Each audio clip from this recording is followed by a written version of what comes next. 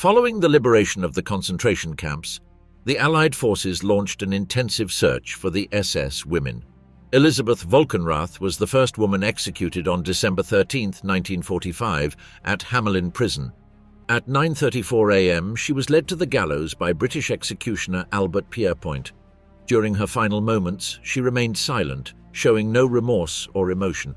Her execution was carried out without incident.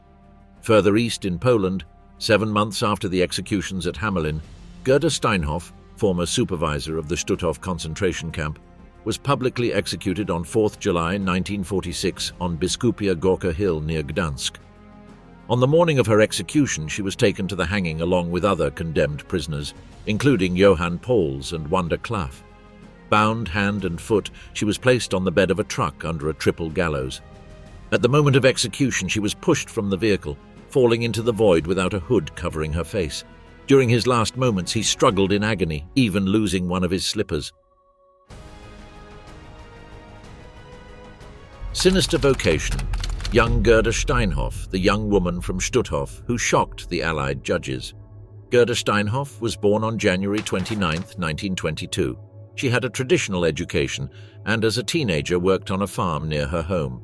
After leaving school, she worked in a bakery from 1939 onwards. After her teenage years, Gerda worked as a tram driver until 1944, the year she married and had a son. Her need for money led her to respond to the SS call for guards in the main cities of the Reich, as many former guards had been recruited at the front to fight against the Allies. Nevertheless, Steinhoff was accepted and trained at Stutthof, joining the staff there. On October 1, 1944, Gerda Steinhoff became a block leader, controlling a group of guards and prisoners at Stutthof. In addition to maintaining order, her main job was to organize and execute prison selections for death in the gas chambers. The Nazis valued her horrific work, promoting her to SS supervisor. She was considered a higher-ranking female guard, and the other women served under her. On December 1, 1944, she was reassigned to the sub-camp Bromberg Ost, where she received the medal for her services to the Reich, celebrating Steinhoff's fame as a brutal and savage supervisor who whipped and beat prisoners.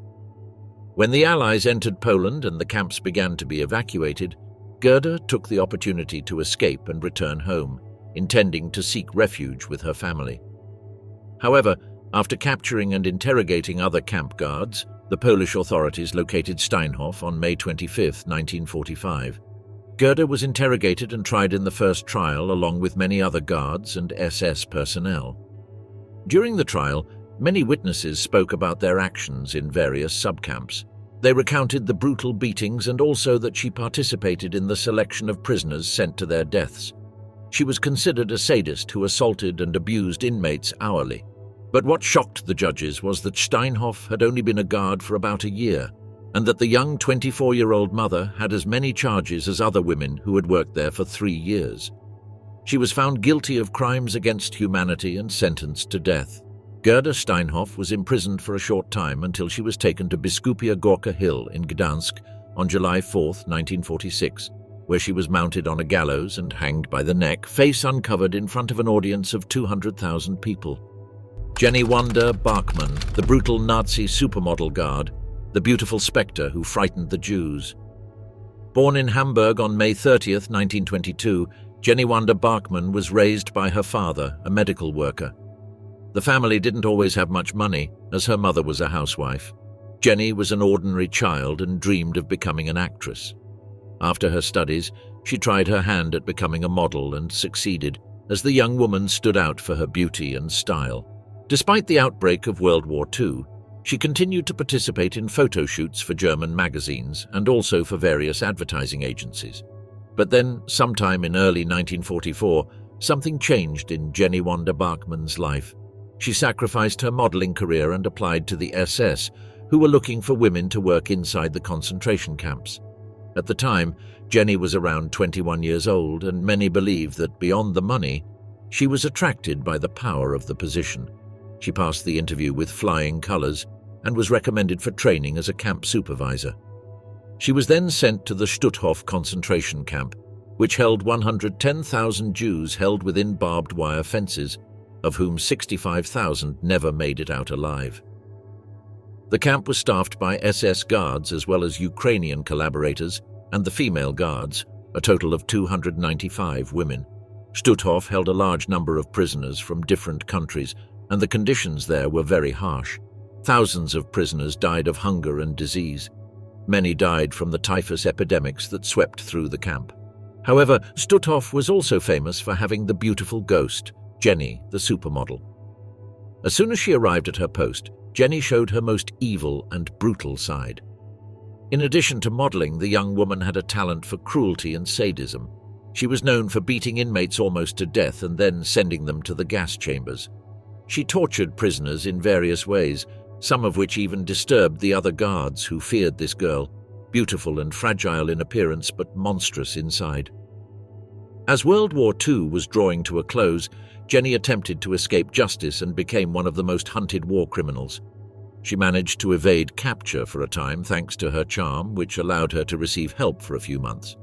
However, in May 1945, she was arrested while boarding a train in Gdansk. During her interrogation, she said she had always treated the Stutthof prisoners well, and that she had never killed or mistreated them. She also said she had helped some who were suffering and had even saved the lives of some convalescents. But the descriptions of her actions and her allegations were not supported by the accusations and testimony against her. She then attempted to escape, taking advantage of her charm. Every day, Jenny spoke with a prison guard who began to fall in love with her, and she almost managed to convince the man to let her out of her cell for a few hours, but he backed out at the last minute. Jenny Bachmann must have heard dozens of testimonies from prisoners and seen documents that depicted and portrayed her evil deeds. Her lawyer tried to argue that the woman was insane and not unfit for justice. The forensic examinations did not support this claim. Jenny spent most of her trial flirting with the guards and worrying more about her hair than about the wrongs she had committed while in the camp. When she was sentenced to death, she listened to the sentence calmly and without crying. However, the last words of her court case were that life is really one great pleasure, and pleasure, as a rule, does not last long. On July 4, 1946, early in the morning, Jenny Wanda Bachmann was led up to the scaffold on Biskupia Gorka Hill, alongside Gerda Steinhoff and Iwa Paradis. Jenny was only 24 years old when she dangled for several minutes for the view of thousands of people, overwhelmed by the terrible beauty of the beautiful spectre of Stutthof. Elisabeth Becker, the brutal guard who begged the Polish president for forgiveness. Becker was born into a German family living in Notek, a free city in Danzig, Poland. In 1936, at the age of 13, she joined the League of German Girls and in 1938 began working as a cook in Danzig. In 1939, the Germans arrived to the city and Becker reportedly settled in successfully. In 1940, she began working as an administrator and the following year as an agricultural assistant. In 1944, Becker was drafted into the SS for service in the camps and sent to Stutthof with the rank of SS Aufseherin, meaning supervisor. She later worked at the Stutthof women's camp at SK3. There, she personally selected women and children for gas chambers. Her work period was short, but she followed it to the letter, sending thousands of Jews to their deaths. When the Allies entered Poland, Becker fled Stutthof and returned to her home in Neuteich. On April 13, 1945, she was arrested by the Polish police and imprisoned pending trial. The Stutthof trial began in Danzig on May 31, 1946, and unlike her fellow guards, Becker sent several letters to Polish President Bolesław Bierut requesting a pardon, claiming that her actions had not been as severe as those of Gerda Steinhoff or Jenny Wanda Bachmann, but her prayers went unanswered, and the government did not issue a pardon. There on Gdansk Hill, along with the other guards, she was hanged by the neck. Unlike the other women, her neck broke quickly upon being hanged, causing her to lose consciousness immediately and die the most rapidly. Shameless. Wanda Claf, the supervisor at Stutthof who took pride in her gruesome crimes. Wanda Claf was born Kaliczynski on March 6, 1922 in the free city of Danzig. Her family was of German origin and her father worked on the railways. After graduating from school at the age of 16 in 1938, she began working in a jam factory and remained there until 1942. At the age of 20, she married a man named Claf and left work to become a housewife for a short time. But because the couple needed money, Wanda returned to work as a tram operator. In 1944, Wanda applied for a position as an SS guard and was sent to the SS school in Stutthof. She completed her training there with veteran guards and was sent to the Stutthof subcamp called Proust, located in a small nearby village. There, she harassed and injured prisoners using a metal-tipped whip. On October 5, 1944, she was transferred to the Russischen subcamp, located in the village of Russen. This small subcamp imprisoned around 300 women who were forced to perform hard labor. If the women failed to complete their work, the guards brutally beat them. But as Soviet forces approached Stutthof and the camps were evacuated, many Nazis took advantage of the opportunity to flee. Wanda Claf used the evacuations in early 1945 as a way to escape the camp and try to evade justice. However, on June 11, 1945, she was arrested and imprisoned in a Polish prison. The conditions in the prison were quite poor, and as a result, she became seriously ill with typhoid fever, but survived and was able to stand trial. Wanda was accused of mistreating inmates, stripping them naked, and brutally beating them daily. She admitted her crimes at trial and seemed incredibly satisfied with what she had done. She said, "I am very intelligent and very dedicated to my work in the camps. I beat at least 2 prisoners every day." It is unknown why she admitted this, and it may have been a boast, as the judges would have been unlikely to have viewed her favorably with this admission. Wanda Claf was sentenced to death at the Stutthof trials when she was only 24 years old. After the war, many authorities found it strange how such young women could turn into such beasts.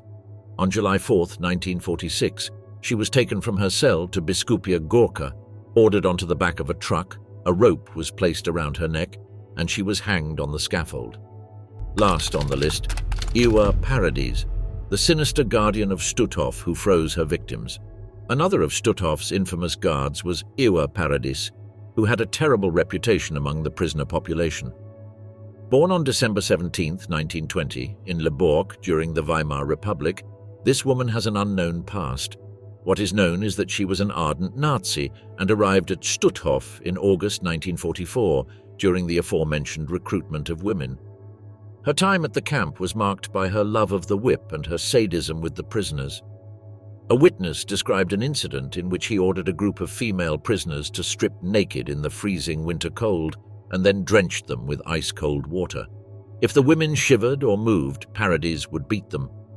Iwa Paradis continued to abuse and beat the inmates and was then briefly transferred to the Bromberg Ost subcamp before returning to the main Stutthof camp. But then, in April 1945, she took part in the brutal death marches in which prisoners were forced to walk for miles without food or rest, from Stutthof to the Nuremberg concentration camp. During the final march, Iwa fled, suspecting she would be tried for her crimes, and tried to hide as long as possible in the areas near Gdansk, but was eventually captured. During the trials, she made no attempt to defend herself and did not plead the charges against her. On July 4, 1946, after spending a year in complete seclusion and without interacting with her former campmates, she was taken to Biskupia Gorka Hill, where she was hanged with a lump in her throat pulled from a moving truck. She was the last woman executed on that hill, and her body he spent several minutes hanging until his death was officially declared. Irma Grese, the youngest woman hanged in the 20th century. Irma Grese was one of the main war criminals at the Bergen-Belsen trials, held between September and December 1945. Camp survivors who testified after the war accused her of murder and torture, always using a whip and a pistol in addition to her bare hands. Irma Grese was known for letting her dogs jump on prisoners and devour them, shooting inmates in cold blood, torturing children, committing sexual abuse and sadistic beatings with braided whips until her victims died. For this reason, prisoners nicknamed her the Beast of Belsen. Irma Grese advanced toward the prisoners with her undulating gait and swaying hips. The eyes of the 40,000 hapless women, silent and motionless, were fixed on her. She was of medium height, elegantly dressed, and her hair impeccably arranged. The mortal terror inspired by her presence undoubtedly pleased and delighted her. For this girl in her 20s was utterly lacking in spirit. With a sure hand, she chose her victims, not only from among the healthy, but also from among the sick, weak, and incapacitated. Those who, despite their hunger and hardships, still displayed a trace of their former physical beauty were the first to be selected. They constituted the special targets of Irma Grese's attention. During the selections, the blonde Angel of Belsen, as the press preferred to call her, wielded her whip liberally. He whipped out wherever he pleased, smiling at the contortions of pain and the blood spilled by his victims.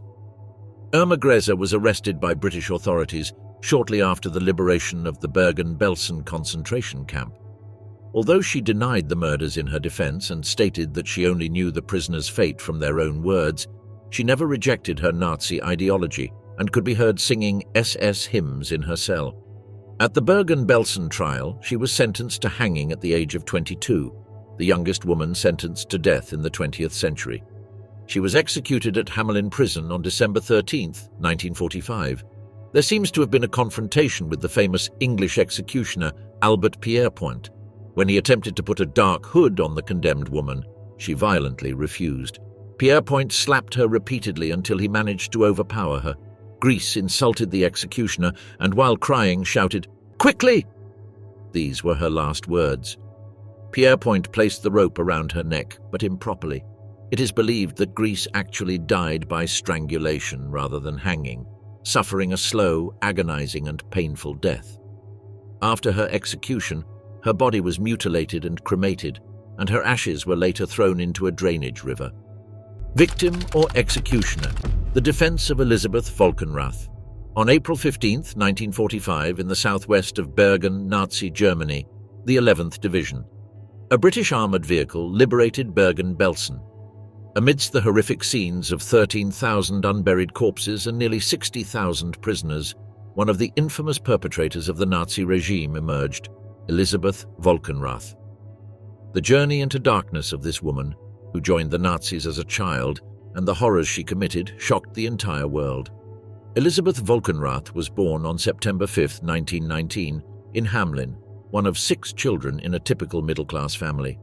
Her life took a dark turn in 1933 when Adolf Hitler and his Nazi party came to power, and Elisabeth, at just 13 years old, joined the League of German Girls, the female counterpart to the Hitler Youth. These organizations were used to indoctrinate young minds with Nazi ideology, shaping their beliefs, thoughts, and actions. Elisabeth's early years were marked by her participation in such indoctrination. After elementary school, she worked as a nanny, kitchen assistant, and in a hair salon before being recruited by the SS in 1941 and sent to Ravensbrück. This camp held over 132,000 women, and Vulcanrath trained as a guard under its infamous supervisor, Dorothea Binz. There, Vulcanrath participated in the gruesome experiments conducted by SS doctors on prisoners, which involved breaking victims' limbs, infecting wounds with bacteria, and testing various methods of bone placement and transplantation, all without anesthesia. In 1942, Vulcanrath was transferred to Auschwitz, a place of notorious sadism and brutality. There, like most of the female guards, she participated in the cruel gas chamber selections. She was known for her merciless beatings, and he enjoyed the most arduous roll call possible, forcing prisoners to stand still for hours with their arms raised, punishing them if they moved. His favorite job, however, was separating families. Since many prisoners arrived at the camps with their loved ones, Vulcanrath was responsible for separating husbands from wives and fathers from children, with perverse phrases that inflicted tremendous fear and psychological damage. In April 1945, after the camp was liberated, she was finally captured by British forces and was forced to appear in court. During her testimony, she stated, "Living in the camps was truly horrible, but it was also terrible for the guards. We were punished just like the prisoners." Volkenrath, along with Irma Grese, another guard, testified that they were forced by their superiors to be good Nazis, which meant showing no empathy or kindness toward Jews. However, their unrepentant and ruthless behavior during the trial generated no sympathy among the judges. Elisabeth Volkenrath was sentenced to death by hanging, a sentence carried out on December 13, 1945. At 26, the young Nazi became the first Nazi guard hanged by the neck, among many others to come. The undeterred public did not shed a tear for Vulcanrath. Base instincts, the brutal crimes of Johanna Borman, the bitch of Belsen. But not all the guards were young women.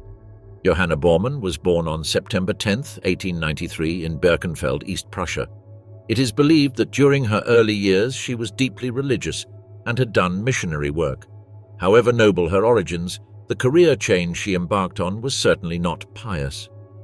Johanna's journey into evil began at the age of 45 in March 1938, when she joined the SS as a civilian employee with the simple goal of earning more money. After this, she was sent to work in the kitchens at Lemberg, the first concentration camp for women. This camp would eventually change its purpose, and the prisoners on staff, including Bormann, were transferred to the Ravensbrück concentration camp near Berlin. There she was promoted to guard, but her career had only just begun. Her toughness and violent nature made her stand out among the other guards, and she would be rewarded with the position of supervisor before being transferred to the Auschwitz concentration camp in Poland in May 1943, and a few months later to the Birkenau extermination camp.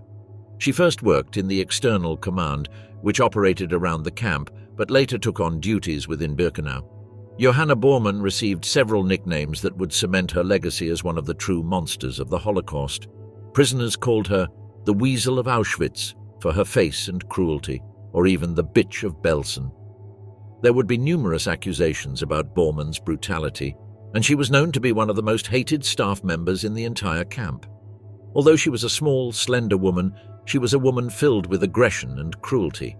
She routinely beat and abused prisoners, enjoying every second of it. Johanna would point out prisoners during the selection process to none other than Josef Mengele, the Angel of Death. The selection was the most dreaded part of the day, during which the prisoners were forced to stand naked for hours, before Johanna decided whether they would continue working in the camp, be sent to the cruel Mengele, or directly to the gas chamber.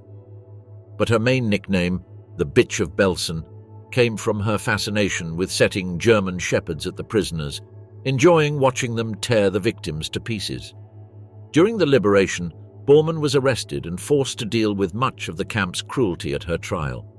During the trial, she remained quite defiant and made several claims, such as that she only sought to maintain order within Auschwitz, which was why she beat prisoners, although she categorically denied involvement in the selection process for the gas chambers.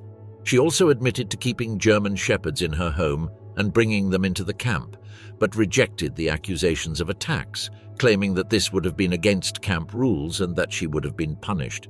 It was also revealed that she allegedly attempted to leave the SS in 1943, however, her request was rejected. Despite her defense, Johanna was found guilty of the charges against her and sentenced to death by hanging. She reportedly left the court as if in a dreamlike trance and decided not to appeal her sentence. Bormann was transferred to Hamelin prison to await execution. Bormann's execution was swift, following that of Grese and Volkenrath. Escape from Ravensbrück, the story of Herta Alet, the SS guard who escaped the hanging. Herta Alet was born on March 26, 1905, in Berlin, and before the war worked as a saleswoman. Her criminal career in the concentration camps began in November 1939, when she became a guard at Ravensbrück, a position she held for 3 years until she was transferred to the Majdanek extermination camp in Lublin. According to her testimony, she was not cruel enough to the inmates, and this transfer was a kind of punishment. However, female prisoners at the Auschwitz and Bergen-Belsen concentration camps, where Alet worked before the end of the war, had very different memories of his treatment of the camp's prisoners. On one occasion, Alet noticed a prisoner wearing a ring and a pendant, so he accused her of stealing. He forcibly searched her, ordered her to strip, and beat her with a stick until the floor was covered in blood. He then locked the woman in a cellar without food or water for 3 days. Despite everything, the prisoner managed to survive her detention in the cellar and the brutal interrogations, which lasted 3 weeks thanks to her sister, who smuggled food and water into her. Tragically, after surviving this horrific torture, the woman was sent to clean the latrines. Weak and exhausted from the horrific abuse she suffered, she contracted typhus and died. At the Belsen trials, Alet refused to confess to any of the charges against her. When questioned about her cruelty, She only admitted to slapping some prisoners with her bare hand, denying witness testimony about her brutality. However, her denial of the truth did not help her escape punishment for her crimes. Hera Alet was found guilty and sentenced to 15 years in prison. She avoided the death penalty and ultimately spent only a few years in prison before being released in the early 1950s. She changed her name to Herta Neumann and lived as a free woman until her death in April 1997 at the age of 92. 3 times convicted, Alice Olowski, the woman who managed to die in freedom despite being arrested several times. Born Alice Minna Elisabeth Elling in Berlin in 1903, Alice Olowski began her training as a guard at the Ravensbrück concentration camp, Germany in 1945-1941. In October 1942, she was selected as a member of the Schutzstaffel with the rank of supervisor to be stationed at the Majdanek camp near Lublin. There she came to be regarded as the most brutal supervisor. Not only did she insult and beat the prisoners, but she was also in charge of selection for the gas chambers. Every day, Olowski was busy loading trucks of women destined for a sinister death. Her methods were macabre. For example, when a child was left over in the selection lines, they would throw the child on top of the adults like luggage and bolt the truck door shut, in what she called a space-saving operation. Olowski often waited for new transports of women to arrive, and as soon as they set foot in the camp, he would whip the prisoners, especially on their eyes. As an SS Officerin, Olowski supervised over 100 women who sorted through items confiscated from gassed prisoners: watches, furs, coats, gold, jewelry, money, toys, glasses, and so on. Following the camp's evacuation, the Germans sent Olowski to the infamous Krakow-Płaszów concentration camp near Krakow in occupied Poland. There, Olowski was in charge of a construction labor detail and was known for her cruelty toward prisoners. Her bloodlust earned her the nickname the Werewolf of the SS. By January 1945, Olowski was among the SS women assigned to oversee the death march to Auschwitz-Birkenau, and it was during this time that her behavior, previously considered brutal and sadistic, became more humane. In mid-January 1945, during the death march from Auschwitz to Loslau, Olowski comforted the inmates and even slept beside them on the ground outside. She also brought water to those who were thirsty. It is never known why her attitude changed, but some speculate that she sensed that the war was about to end and that she would soon be tried as a war criminal. Despite this somewhat more empathetic behavior, Olowski was eventually sent to Ravensbrück as a guard. In May 1945, Olowski was captured by Soviet forces and extradited to Poland to be tried for war crimes. The Wolf Woman of the SS was accused at the Auschwitz trials in 1947, found guilty and sentenced to 15 years in prison, but was released in 1957 after serving 10 years. After his release, Olowski moved to West Germany. In 1973, Olowski was arrested again on charges of incitement to hatred, having publicly stated that the Holocaust was only half done, referring to the extermination of the Jews, and allegedly also said that it took twice as long to serve a beer as it took to kill all the Jews. A West German court found her guilty of making anti-Semitic remarks and sentenced her to 10 months in prison, of which she served 8. In 1975, West German authorities arrested Olowski for the 3rd time for crimes committed at Majdanek. She was indicted at the 3rd Majdanek trial but died of natural causes during the proceedings on 21 May 1976, aged 72. Carried away by the wind, Margarita Galinat, the guard whose fate was never known. Margarita Galinat was born in 1894 to a petite bourgeois family in what was then Ragnit, East Prussia.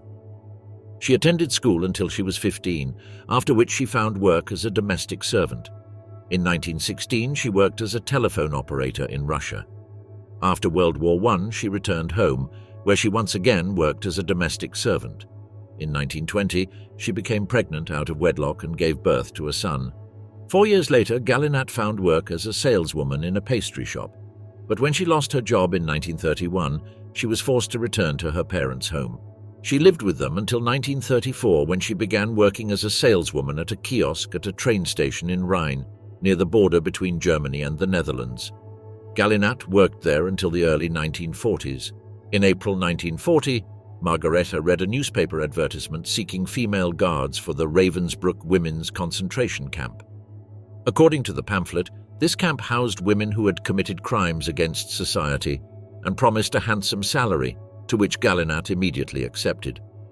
In June 1940, Galinat began her internal training at Ravensbrück and soon after began working as a guard.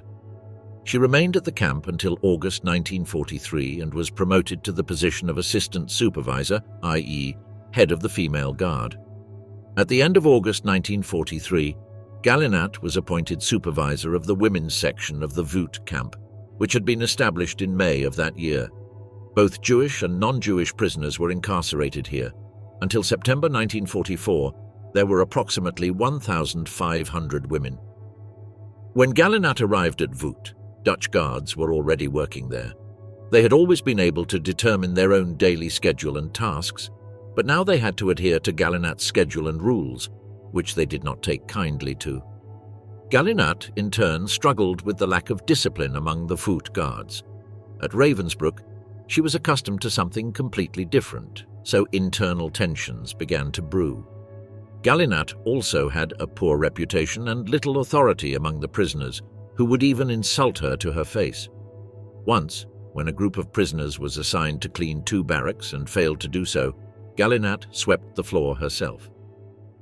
On January 15, 1944, an episode known as the bunker drama took place. That day, the camp commandant ordered 74 women locked in a small bunker cell for one night, and 10 women lost their lives.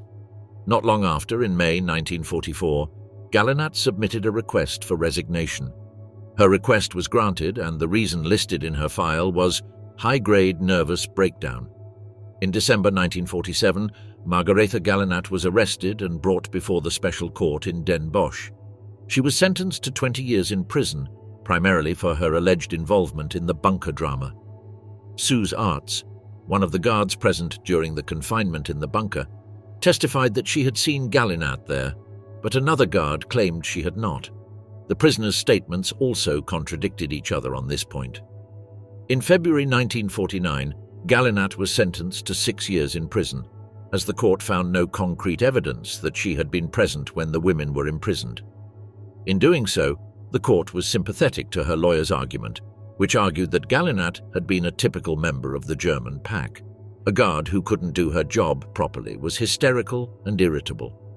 She was an unpleasant person in an unpleasant position.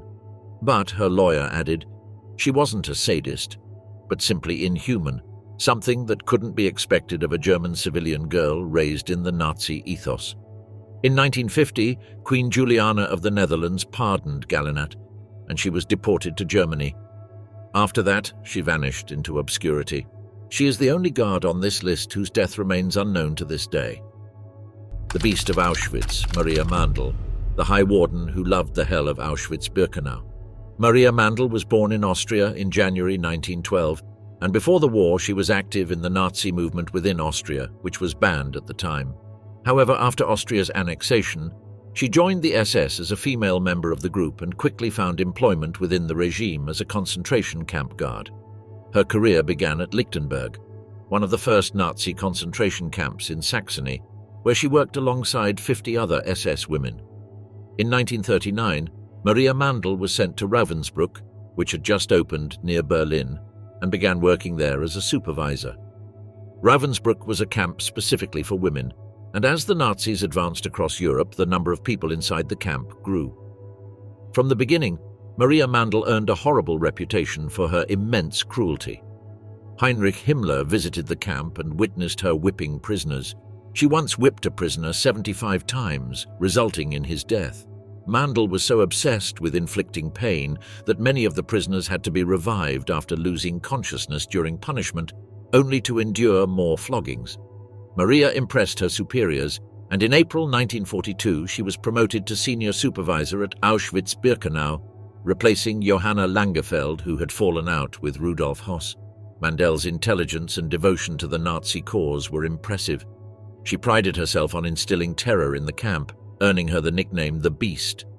She also participated in the selections for the gas chambers, sending tens of thousands to their deaths.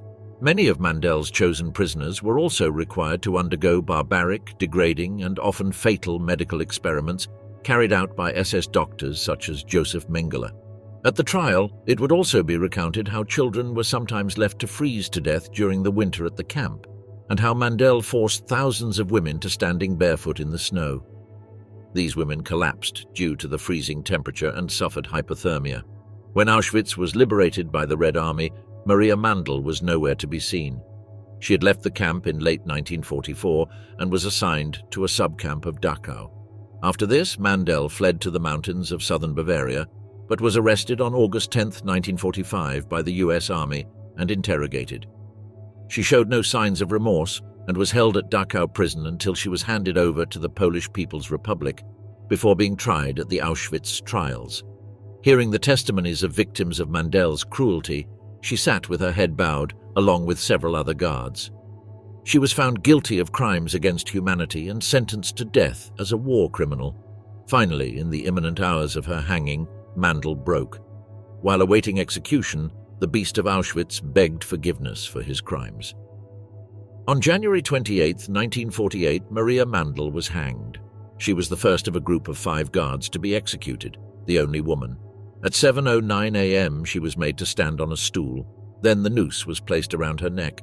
After kicking the step, Maria Mandal hung to death in an execution that lasted 15 minutes in total.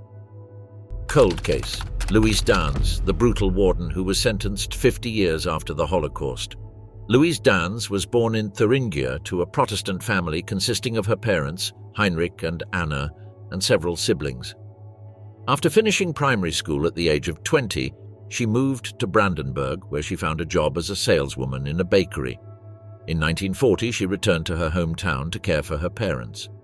During a vacation in Ulm, she met Dr. Franz von Bodman, the doctor at the Majdanek concentration camp. She fell in love with the doctor, who was married with 3 children, and although he rejected her, she convinced him to enlist in the Nazi regime's paramilitary corps known as the Schutzstaffel, and so he did.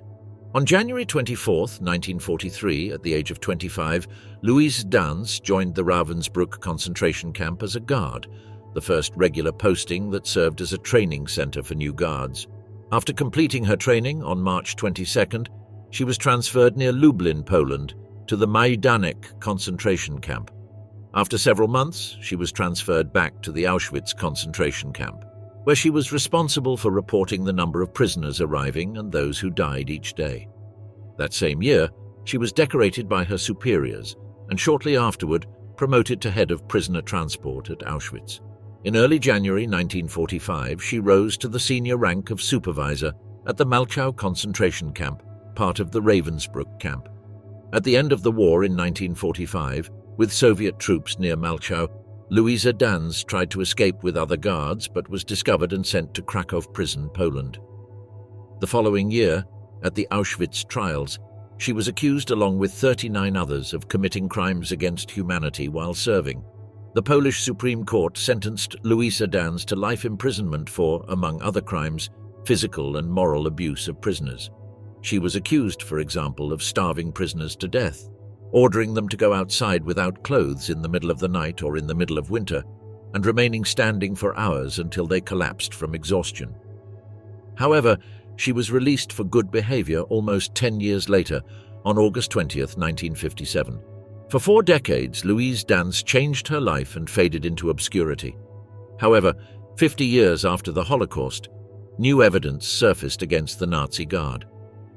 In 1996, Louise Dans was tried before a German court by a prosecutor from the city of Meiningen for the alleged beating death of a girl in Malchow.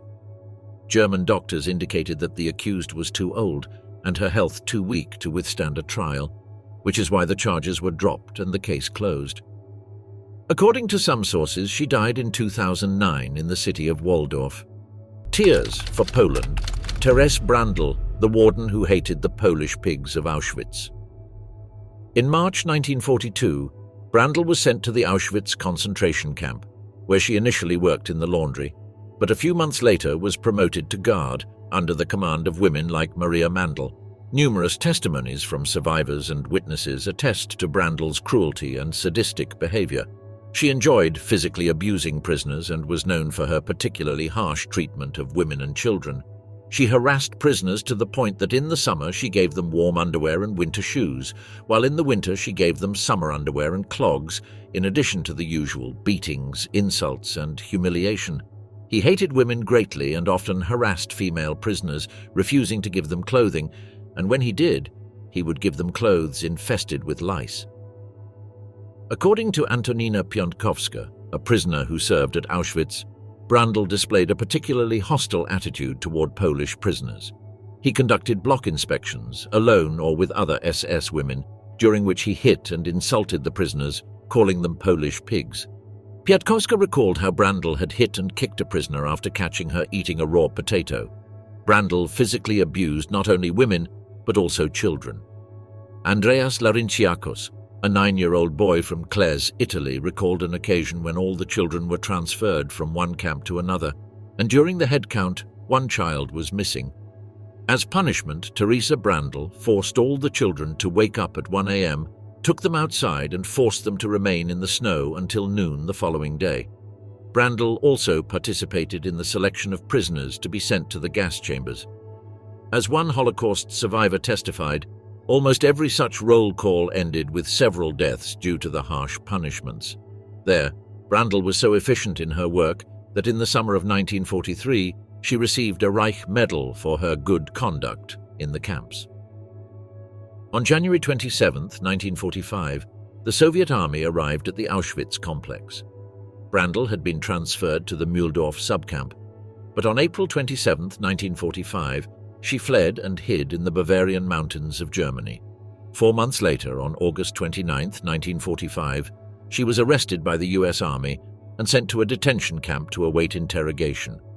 She was eventually handed over to Polish authorities and, along with 40 other Auschwitz staff members, would spend weeks in Montelupik prison in Krakow awaiting the verdict of Poland's Supreme National Tribunal.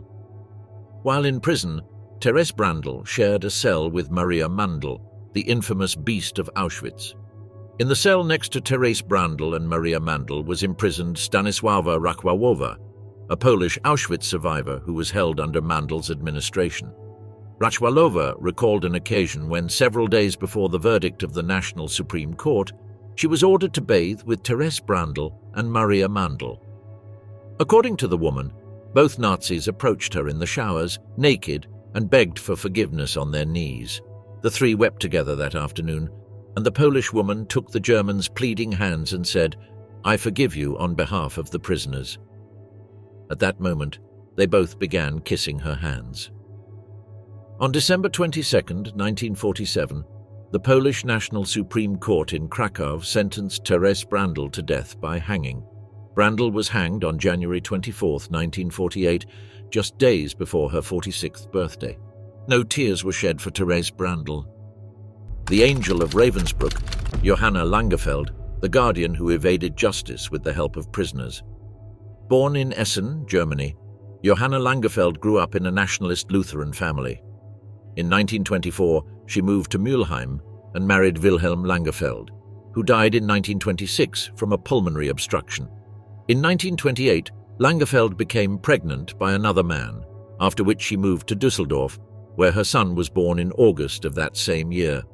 Langerfeld was unemployed until the age of 34, when she began teaching home economics at a commercial establishment in Neuss.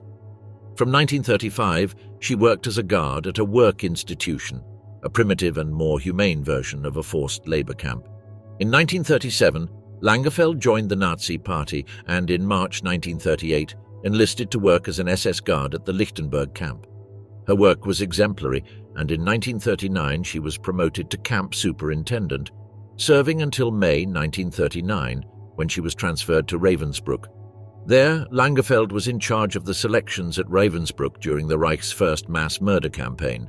The problem is that Langerfeld wasn't, at heart, a monster like her fellow prisoners. Johanna generally avoided punishment, and more than once she was accused of destroying reports submitted by guards and officials to save a prisoner's life.